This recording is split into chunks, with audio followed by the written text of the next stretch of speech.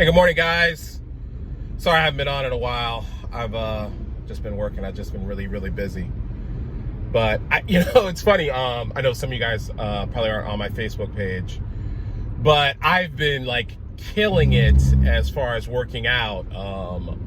And it's been progressive for me, because I always talk to my people about progressively improving whatever you're working on, and not just being like, I always tease, my addicts, we tend to like want to go either 0 or 100 miles an hour. There's no slow, gradual progression. It's like, all or nothing. And that method doesn't work if you're really trying to create a solid base to be successful, sober, or just in any kind of situation that you want improvement. And you want the improvement to last. We want our success to be long-term, and in order to do that, I have to create a strong base.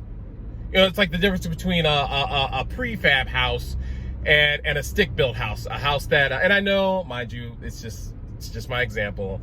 I know there's some really phenomenal prefab houses out there, but if I built my own house from the ground up myself, it's gonna be quality, because I want to take my time.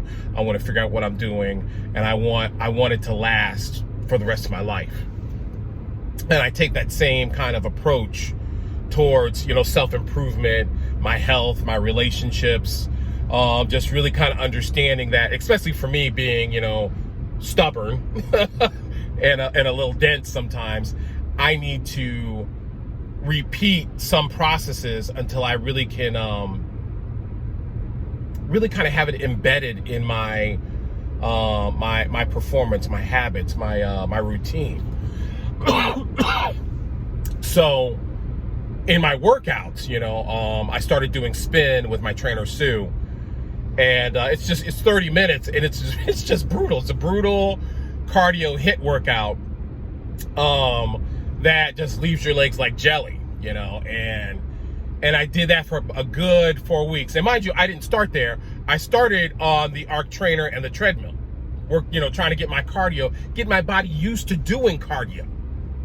And so I progressed in the spin class to now I'm back to doing boxing and spin. So I go to my spin class at 5. There's a 30-minute break. I'm probably going to do a little bit of weight training in between. And then I go to my boxing class at 6. And I do that for it's an hour class, but I only last 45 minutes right now. But it's progressive, because I want to last the whole hour. And then I will probably do the class after that, because mind you, I am the oldest man in that class. I'm turning 52 in May. I know I don't look like it. You better agree with me. But I am. I'm going to be 52. I'm overweight. And some of the young guys in there are kind of laughing. I said, look, I need to rest. I'm tired. I need to, take it easy, because I don't want to burn out, and I don't want to hurt myself, so I was doing training with Sue 3 days a week, Tuesday, Friday, and Saturday. And she told me, she's like, look, since you're doing so much on Thursday, I want you to take Friday off to rest.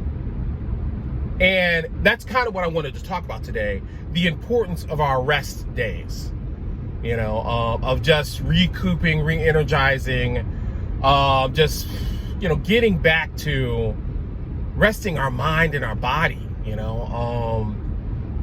it's funny, I was talking to a friend, and she's taking tomorrow off, and I don't think she's had a day off since, Jesus died. And it's funny because I'm talking to her, and she's like, well, I got to do this, I got to do that, I got to do this. And I'm like, maybe just a thought, maybe you shouldn't work on the one day you've had off in forever. Maybe you should try to do something fun to, recoup, to re-energize, to rest. And some of us get in such an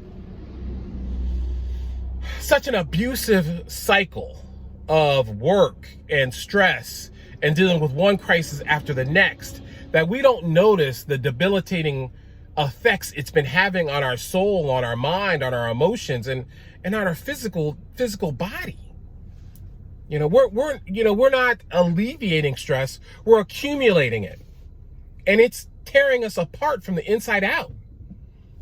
And it leaves us more vulnerable to sickness, disease, to just making the stupidest decisions. And I am classic with that. I've probably got a PhD in impulsive, stupid decisions based out of my own exhaustion, out of my own frustration. And I know I'm not alone in that area, so we have to really be mindful on being exceptional in taking care of ourselves. And a lot of us suck at this. When I go to my spin class and my boxing class, that's how I know this is going to sound crazy, and I'll never admit it to my trainer if she ever asks me, but all these workouts I'm doing, it's how I love myself. Because it's strengthening my body and relieving stress that's been built up. And so I get physical. I'm on that bike, killing it. I'm doing, squats and core workout with Sue, getting stronger and disciplining my mind to do something healthy, to heal what's unhealthy. And then you guys know I also do the nutrition and the water and stuff to really kind of rinse out my body and fuel it effectively. All those things are examples of how Will loves himself. And I'm gonna tell you, this morning, as I was getting dressed and I was walking out the door, my wife said, "You look nice today." And I was like, "Really? I just got a shirt on." And because usually I'll wear a jacket or whatever, but it's supposed to be like 70 something degrees. And she's like, "No, your body looks good." And I was like, "Really?" But that felt good because I've been weighing myself on the scale. The pounds are coming off, but that was never my priority. My priority was to be functionally fit, to be able to walk up the freaking 3 flights of stairs in my apartment building and not die, which I can do that now.